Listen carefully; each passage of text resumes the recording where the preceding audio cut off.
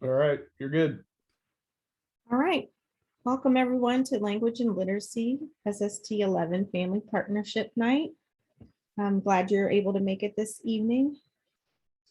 I wanted to just start by saying that this is a relaxed session. I'd like for us to be engaged and not just sitting and getting information, but to be as interactive as possible would be wonderful. So I welcome your questions and your thoughts and ideas. And I also have a plethora of resources to share. So I look forward to doing that as well.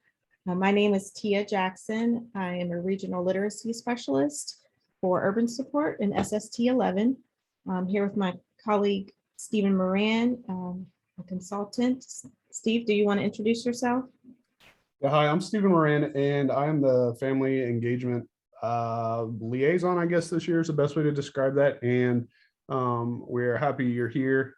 Tia will definitely have a wealth of information to share with you. She's an awesome resource around our office, and I'm excited that she gets to spread some of that wealth amongst some parents or advocates in this group or whoever watches the recording. I put the Google link to the folder as well as previous sessions in the chat box, and you have that. I will be monitoring the chat box as well to help Tia with the logistics. But other than that, I'm kind of in the background, and I'm going to let Tia do her thing with this literacy stuff because it's certainly not my area of expertise, but you're here and you got the right person for it. So Awesome. it's all yours, Tia. All right, thanks, Steve. Yeah, thanks again, everyone, for being here. Just a few other housekeeping things. I wanted to provide this Jamboard for dyslexia legislation questions. This is going to be a session that mainly focuses on language and literacy development and their intricate relationship, language's intricate relationship with literacy and building literacy skills. So I do want to provide this Jamboard, which I will put into the chat here. Let's see. And if there are any questions, you are more than welcome to place these questions, those questions, I should say, into the chat. There's the Jamboard there. So as you can see, hopefully from my screen here, if you go over to the left here on the sticky note, you can click on the sticky note, add your email address and your question. If you'd rather not put your question on there, that is fine, but you're welcome to put your email address and I can reach back out to you.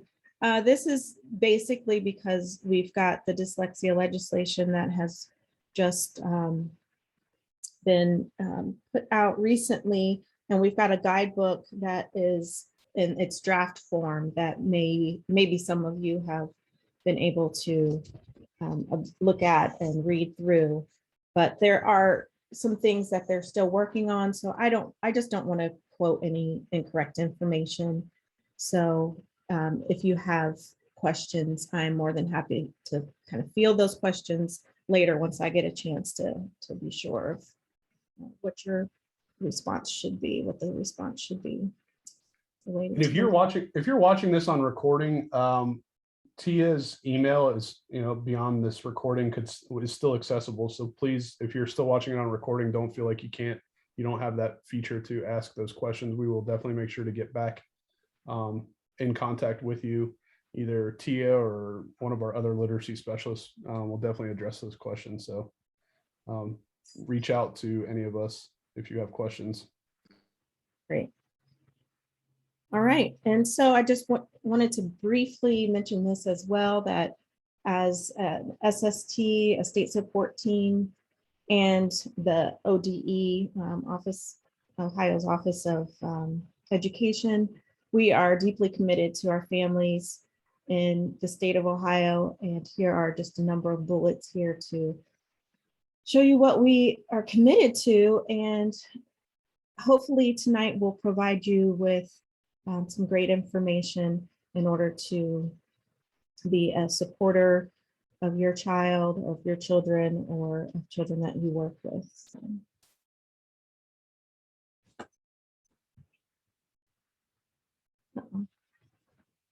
feel like something's missing. Sorry, 1 second. I think I skipped. There we go.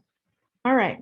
So I put this in here. It's a little bit of theory, and I did want to bring some things to your attention.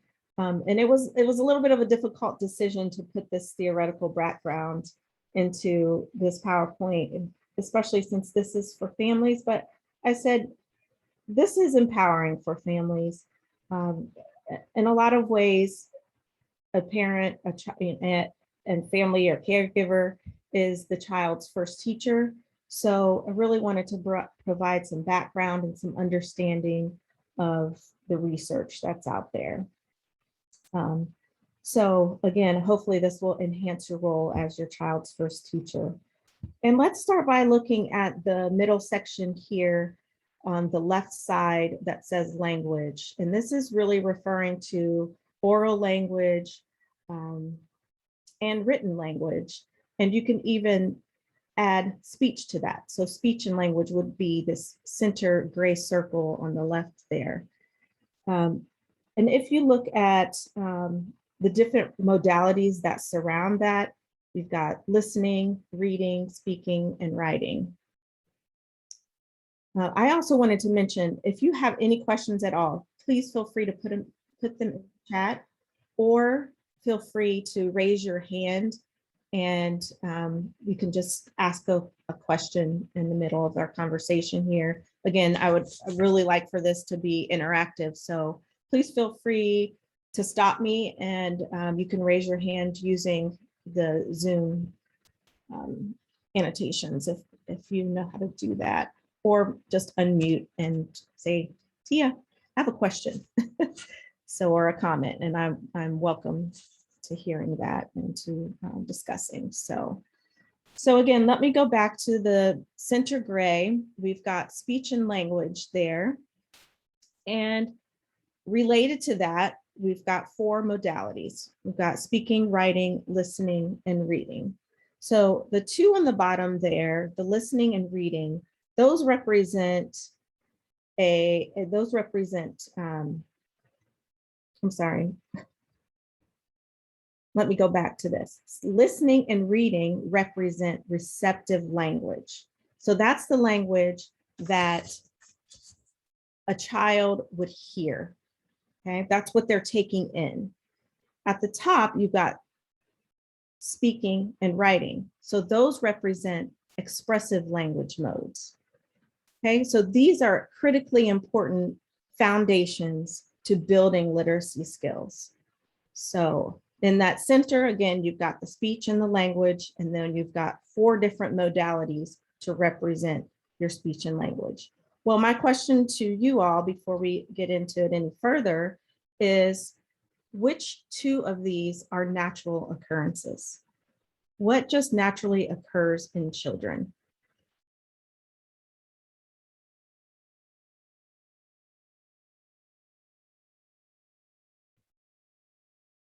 Please feel free to unmute.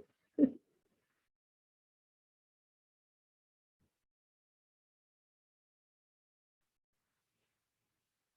anybody want to jump in there? Looking at the 4 modalities that surround language, which 2 would be natural processes that occur?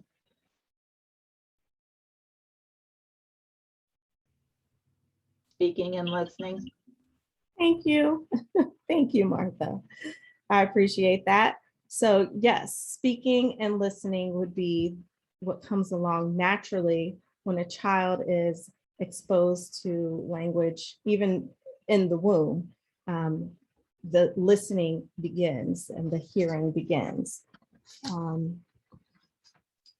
So even before birth, like I said, the infant's listening begins. And within a few short months after birth, they're cooing and gooing, they're babbling. And before you know it, they're saying their first word. So listening comes first, that's the receptive, and then speaking, the expressive, comes next. Okay. So with that in mind, let's talk about the things that are not natural. So when we look at the 4 modalities here, what is not natural? Please feel free to unmute.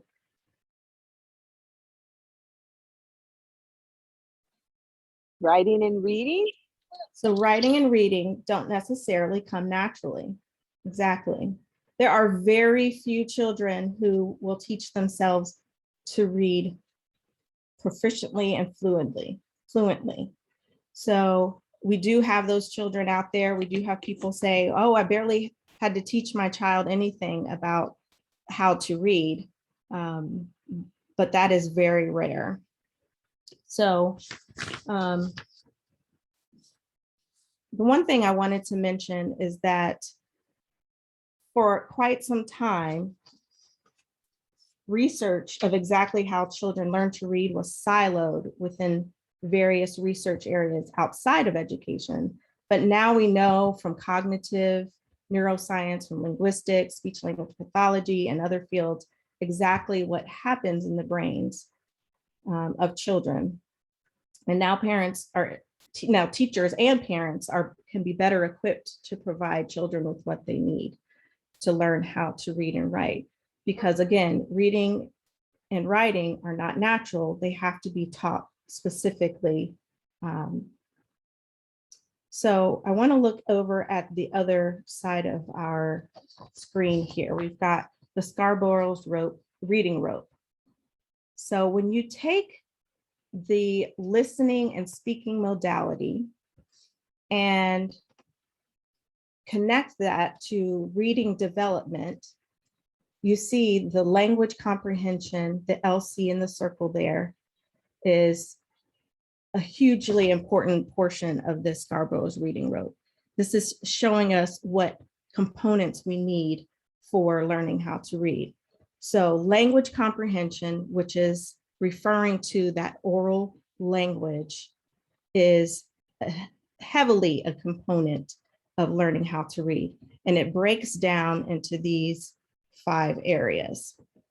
Then if you look at the word recognition portion underneath that language comprehension, that is really related to the speech that children are hearing for all of those years prior to going to kindergarten.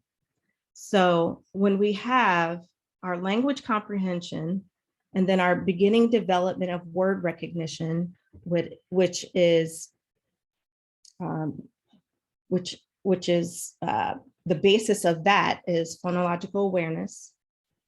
And again, that's a listening skill, decoding, and alphabetic principle, which is your knowledge, a child's knowledge that letters represent the sounds of speech.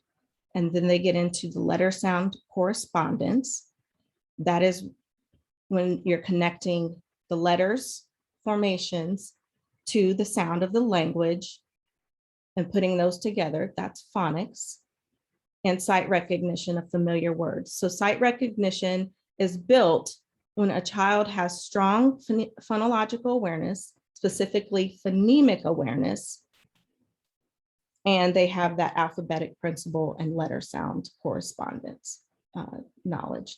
So as they begin to decode and they build up their ability to fluently break down words and read those words, they're building their sight word recognition repertoire.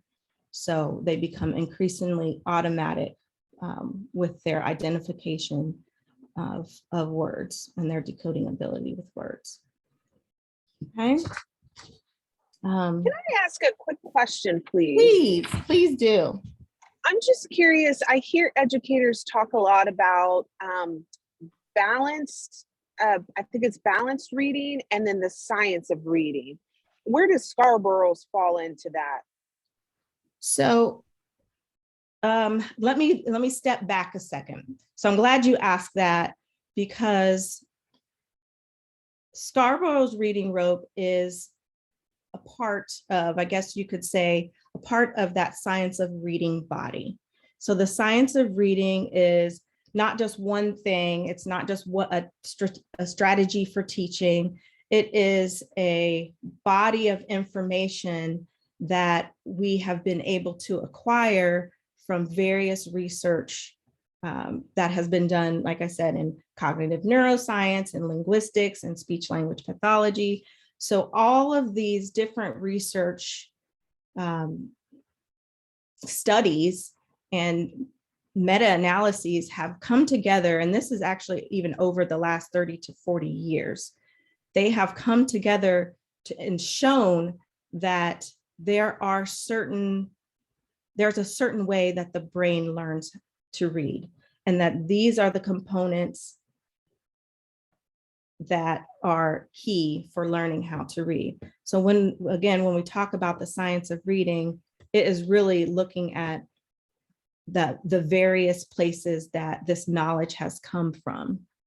Now, balanced reading has been pretty much the model or the theoretical mindset for teaching reading in the last 20 to 30 years. And that was without a lot of this scientific knowledge having been gained. So does that clarify that? So there are some principles within balanced literacy that don't line up with what the science shows us. And one of those, for example, would be, I can just kind of throw something out there. So balanced literacy does not necessarily teach phonics or that alphabetic principle, letter sound correspondence, and phonemic awareness, which is outside of phonics, but in a systematic way. It's less, again, it's just less systematic than the science of reading would call for. So is that helpful? Yeah, it is. Thank you for clarifying. I wear two hats. I wear sort of a educator hat, but I also am very much a parent. And so I'm just curious about the distinction because I hear this talk and it doesn't always click. So thank you. Mm-hmm. Yeah, and on the link that we've put into the chat, there is actually, if you go to the link, there's another link, and it is to Ohio's plan to raise literacy achievement. And throughout that plan, it outlines various literacy practices and theories, such as the Scarborough's reading rope. This is just one of the theories. There's also, actually, there's another here on the bottom of the screen where it says LC times D equals RC. So that was another researcher. That was Goff and Tumner's 1986 research that was that they call the simple view of reading. So again, it breaks all these components down that you see in the rope, and it equates it to this simple formula, which obviously learning to read is not simple, but he was able to break this down into these into this formula, I guess you can call it. So LC being language comprehension times decoding or word recognition is how you get or equals reading comprehension. So these things, again, have been found to be the elements that are needed for students to reflect strong reading comprehension skills. So for kind of picking and choosing which phonics skills to teach, or we're not doing a systematic phonological or phonemic awareness programming, or if we're not enhancing students' background knowledge with thematic based curriculum, or we're not addressing vocabulary or grammar and syntax, then all of that, if you take away any elements of this, it is reducing the child's outcome of reading comprehension. So ultimately, reading comprehension is an outcome of all of these components. So sometimes what you may see is, again, a more balanced look or a balanced way of teaching these, but balance is not what students need. What students need is, if you are a kindergartner, for example, you're going to need skills that are more skills taught that lean more on the decoding end, that alphabetic principle and that letter sound correspondence. You're going to need more of that than if you are a 6th grader and you are a fluent reader. Now, if you are a 5th grader, for example, but you're reading on a 2nd grade level, that child is going to need probably some more phonemic awareness and decoding skill instruction.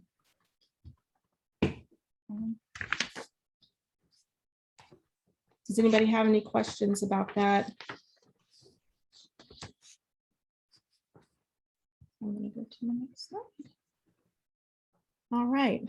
So in thinking about speech and language being the foundation of children eventually learning how to read, then if we're looking at birth to 3 years old, there are certain skills and certain abilities that need to be strengthened in order to allow that child to have a great foundation for future literacy and reading. So of course, talking and reading to the child, lots of play, lots of pretend play once they get to that 3 and 4 year old stage, singing songs. Again, that is enhancing their phonological awareness or their ability to be aware of the sounds of their language and the parts, the oral language portions of their language. Tongue twisters, awareness of the way that your mouth moves in order to produce sounds. They are developing gross and fine motor skills at that point.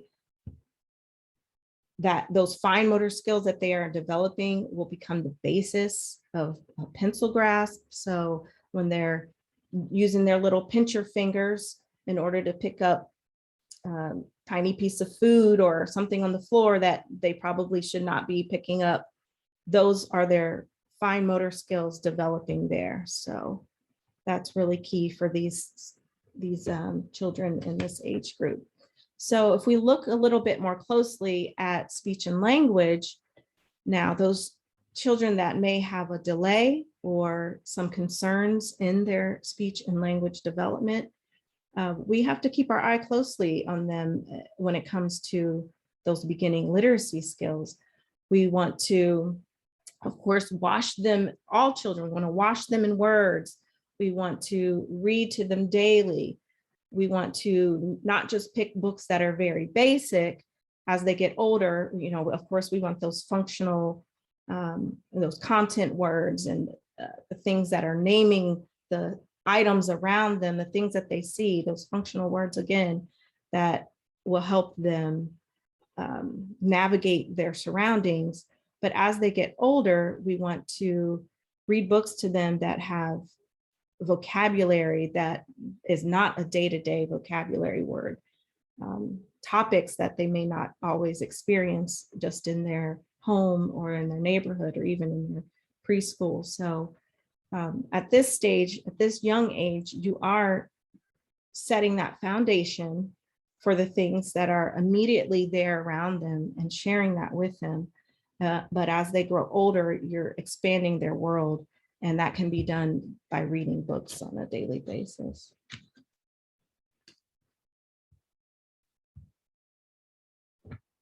Now, again, if you were to go to that link that I provided, that Steve had put into the chat, you'll see lots of resources that provide families with activities that can be done to enhance their speech and language skills of a birth to 3-year-old.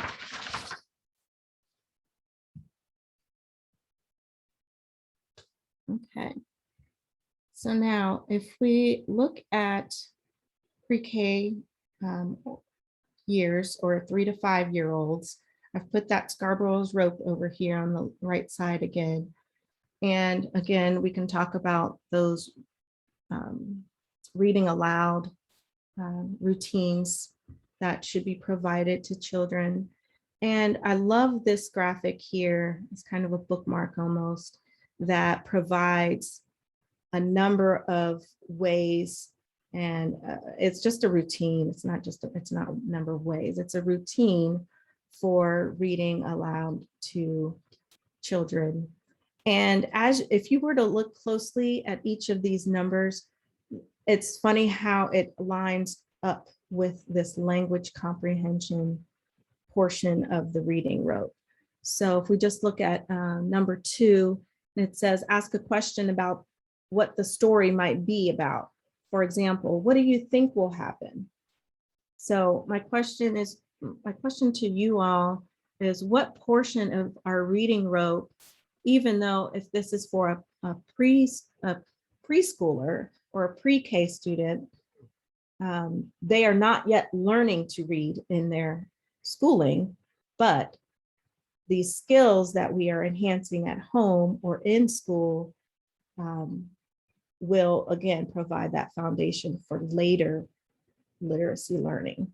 So look at number 2 or 3 and kind of read through any of these numbers and tell me, how do you think it lines up? What does it line up to in this reading rope, particularly on the language comprehension side there?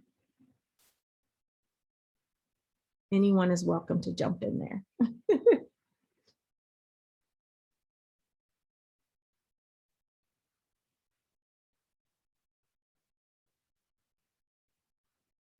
Martha, I see you lighting up. Would you like to say something?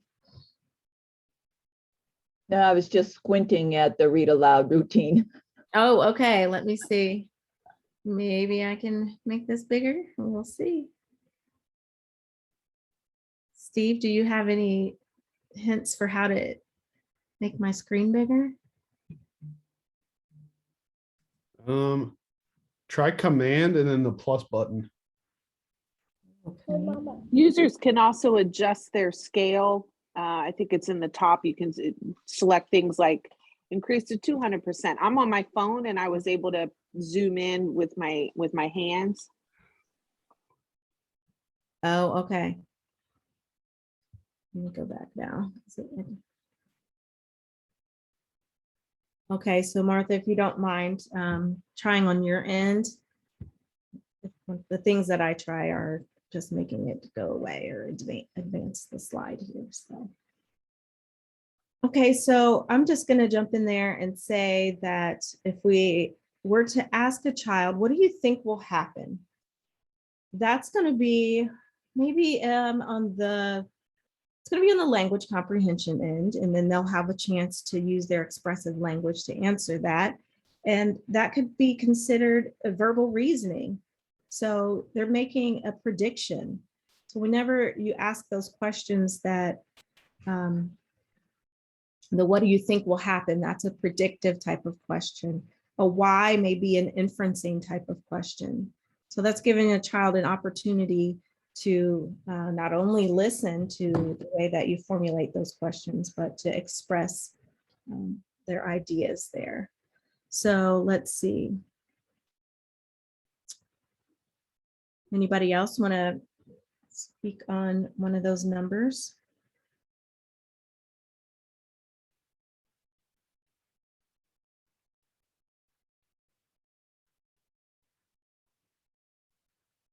Okay, I'm looking at number 7 and thinking about when we ask those WH questions. If we've read a story aloud, whether it is a narrative or whether it provides some nonfiction, then we are encouraging the child to pull up the facts, pull up concepts, use their memory.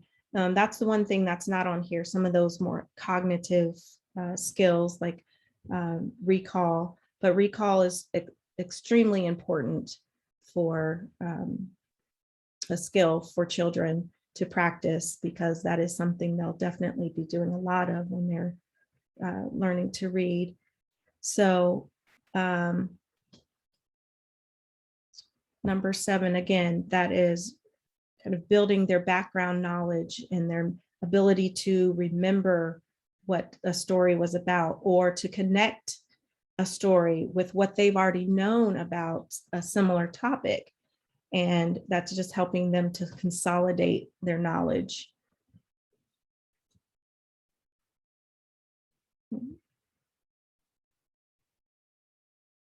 Anybody have any questions or ideas about this slide here?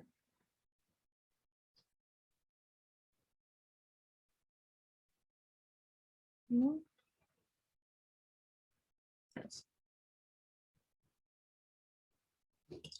Okay. So for this slide,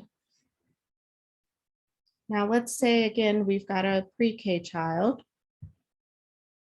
3 to 5-year-old. What can we do to enhance the bottom part of the reading rope? Okay. One thing that's going to be extremely important is to enhance their phonological awareness skills, or their ability, again, to listen to this, to hear the sounds in the language, whatever language they speak, and to be able to do this skill as a listening skill without letters.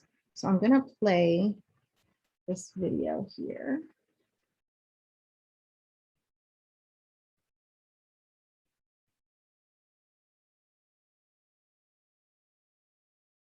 Second.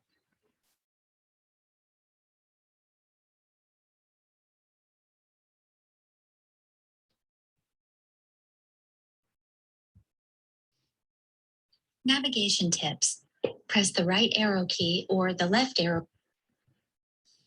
Click on the video to hear a welcome message from Julie. Hi, I'm Julie. We hope this Ask and Answer glossary helps. In this Ask and Section 1, what is phonemic awareness?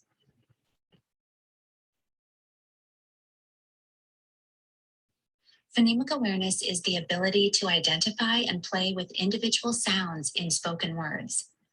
Phonemic awareness is not phonics. It does not involve letters or words in print when it is first introduced and practiced. It only involves sound. A phoneme is the smallest sound part in spoken language. There are about 40 phonemes in the English language. S, n. Phonemes, or sounds, are written with slashes. How many sounds do you hear? B, b, e. 2 phonemes. Sun, s, n. 3 phonemes. Nest, n, e, s, t. 4 phonemes.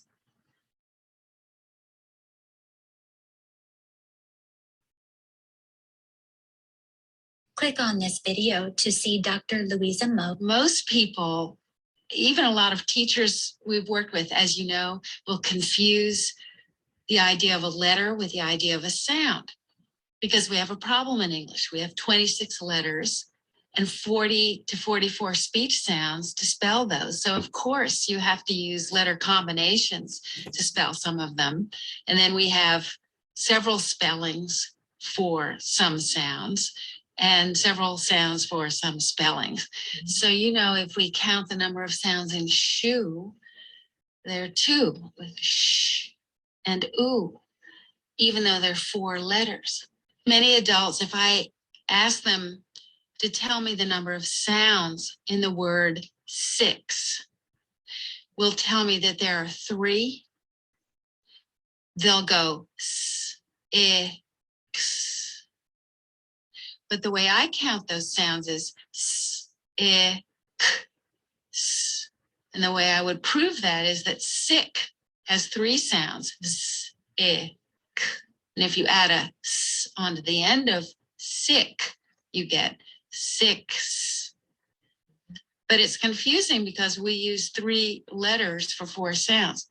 That's a revelation to a lot of people, but it's the most critical underlying skill that will help the children learn to read and spell.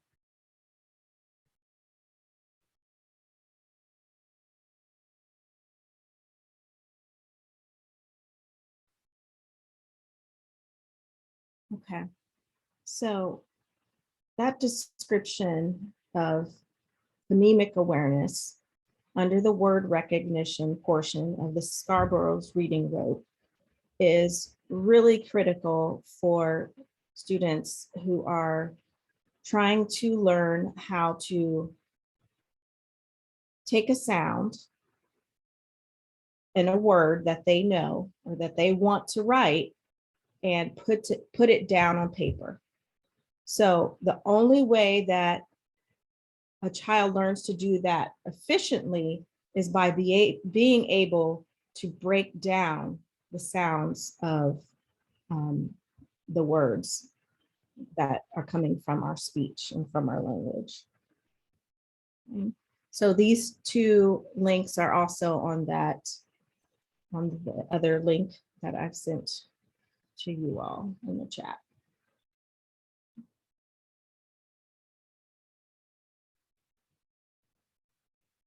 Okay, so as we get to kindergarten and we become hopefully really proficient with our phonemic awareness skills, because that is the time when phonics is being used to, again, teach a child how to put the sounds of the language and map it onto a letter or letters.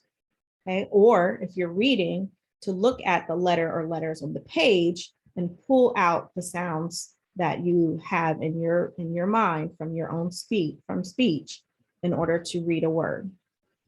Okay. So one way we can build phonics and one way we can build our decoding skills and our sight recognition is by using decodable books. So decodable books are really key for a child that has recently learned some new phonics skills. So if they recently learned that F, the letter F says, then we're going to have a decodable book, meaning that we can break down the sounds of these books and the words of these books and be able to read this book because we have been taught the phonic patterns. So there are other types of books, such as predictable books. These are your brown bear, for example. Brown bear, what do you see? What do you hear? And the pictures will help the child recall or predict what is in the book. So a predictable book is not reading. A leveled book is not reading as well. So a leveled book may go from simple to more complex skills, but a leveled book is often mixing more difficult words of phonics skills that have not been taught with things that have been learned. So in order for a child to get that practice with the skills that they have been taught, when it comes to mapping the sounds to the letters, they'll need a decodable book. Okay.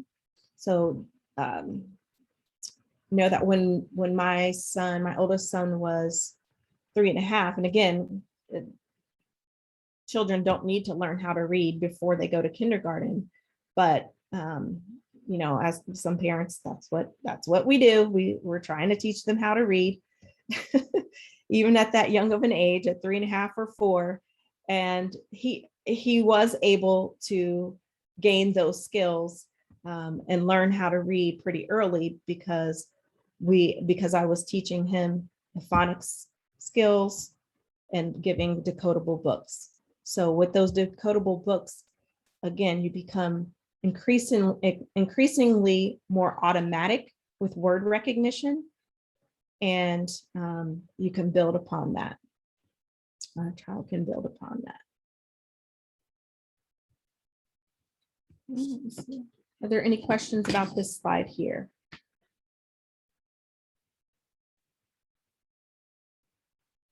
Okay.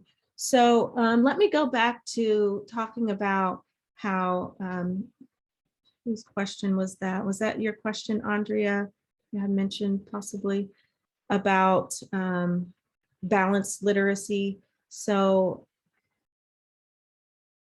oftentimes what we've noted in balanced literacy is that reading comprehension becomes an early target of reading instruction. So without if a significant amount of the word recognition piece of this reading rote, then reading comprehension is not going to be our product. And same and vice versa. If we focus on just the word recognition, just the phonics portion, or just the phonemic awareness portion, then that's not enough to get strong reading comprehension. So all of these need to be a focus in different ways as you go up through the grades or as your child gets older. There was something else I wanted to say about this slide here. Again, as kindergartners, new to kindergarten, they are not expected to already know how to read. They're going to have this strong language comprehension orally, but and there may be a kindergartner that comes in who's able to read. They have varying levels of skills when it comes to the word recognition. They all have varying levels of skills when it comes to everything, but kindergartners just developmentally are not expected and should not be expected to know how to read when they come into their kindergarten year. Now, as they are exposed and as they are taught explicitly these phonological or phonemic awareness skills and those decoding skills, such as again the alphabetic principle and phonics or letter sound correspondences, you should see that progressive skill building and the ability to actually decode words and to speak more and more about what has been read. But again, they have to be able to decode in order to, and they need to have that language comprehension in order to have strong reading comprehension.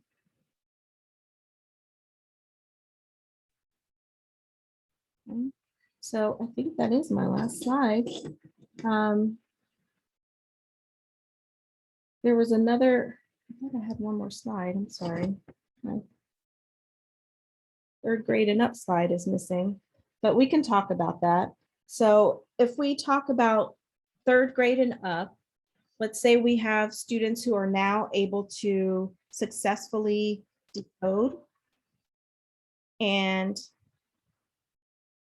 so we've got students who are able to successfully decode basic K-3 types of words. We still have to remain in this word recognition portion somewhat. So that's when you get to your morphology. So you're talking about word parts. You're talking about meaningful pieces of multisyllabic words. And that interestingly kind of crosses over the word recognition and the language structure and vocabulary piece there. So as they move up in the grades, you are still talking about decoding words, but it's now at that multi-syllable level. Let's see. If you also want to talk about how, we can also talk about how language comprehension becomes more and more complex in the way of that vocabulary and language structures. So language structures, your sentences go from very simple sentences, I like ice cream, to more complex, I like ice cream, however, cake is my favorite. So these are things that should be taught explicitly. Sentence structure is the core of even writing instruction. So building from there is really important and really key. Okay, so I want to stop where we're at and see if there are any questions, any thoughts, any input that anyone would like to give. I just want to thank you. You've broken it down in ways, again, that I'm able to apply in my workspace, but also, again, I use my kids, I do family engagement stuff, right? And we're Okay. always thinking about that extension from, in this case, this language comprehension. What does that mean? And how do we share that with parents so they can then extend the learning into the home? But I also have ample opportunity with a kindergartner and a first grader to also be practicing these things at home, and how much I still am not fully understanding. So for instance, my son gets pulled into Title I, he's in a Title I building. So he gets pulled for small group instruction. And they send those decodable books home all the time. And I'm realizing how much more attention I should pay to those. Okay. So you're making me reflect that, I got to be more intentional, because it's it's helping him practice a skill he's been intentionally working on. And I didn't connect the dots on that as well. So I don't know, very helpful stuff for me to think about with my mom hat on in particular. And then again, I put on my professional hat to say, well, how do we support parents to be, better, more equipped, not better equipped to engage and support reading development, because it is a practice skill. And then also I'm starting to stress a little bit about the summer now, because they're going to be practicing, and then we'll have some extended, over the summer, potential learning loss, and they got to go pick it back up again. So I'm going to have to be extra intentional, particularly right around this kindergarten, pre-K to 3 space. I need to be very intentional, right, to keep up on those reading skills, because they could lose them over the summer. Yeah. And again, in those links, there are tons of activities when it comes to the phonemic awareness, because phonemic awareness is kind of like the glue that helps the phonics practice stick. So if you have that child, if you have, your kindergartner and your first graders should still be learning quite a bit of phonics skills as well. So if you go and you pick up some of those decodable skill sets, codable book sets, then you could keep up with that throughout the summer, really having them read and decode with you weekly, daily. And, you can get those off from Amazon or from Barnes and Nobles. Just type in decodable books. And you can even ask the teacher, well, where are you at in teaching the phonics skills? What are you teaching specifically right now? Are you at, for your first grader, maybe you're talking about complex vowel sounds. When you get to those OUs or OWs or EE and EA, those get kind of tricky. So to really continue the practice there with the decodable books is important. And then again, that wordplay with phonemic awareness is key. So yeah. Thank you. I look forward to those resources too. So thank you. Great. And were you able to see the link there? I was, yeah. Okay, wonderful. Does anybody else have any questions and thoughts?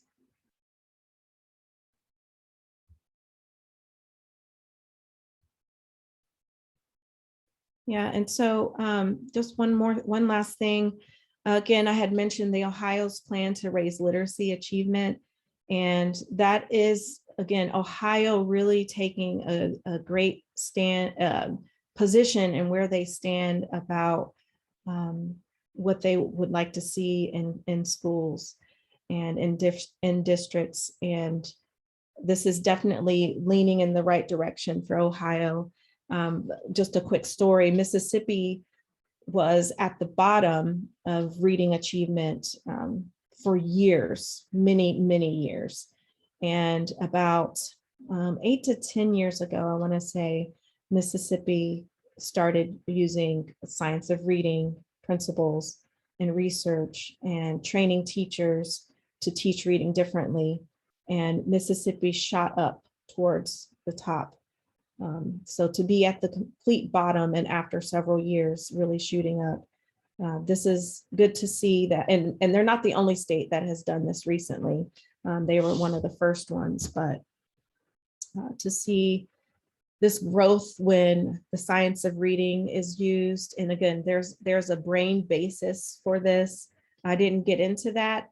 Again, like I said, I wanted to provide some theoretical background for parents. If you're mostly here as parents, Andrea, I know you're here as parent and an educator as well. And I really appreciate you being here. But specifically for parents, it was kind of a tough decision. Do I throw this out there? And obviously it's not that complex. This is very visual and it makes a lot of sense. But this is some of that research that has been hidden for quite some time. So it just feels good to know that this is the right direction. So I wish you all good luck and wish your children happy reading. Well, thank you very much, Tia, for your time this evening. I personally, as a parent and fellow educator, appreciated the graphics, being able to see that stuff all in one place. Really, sometimes it's like you're pulling this from here and this research from here, but being able to have it all in one place is especially helpful, as well as your tips about building that phonemic awareness and language comprehension and things like that. So I do appreciate that myself.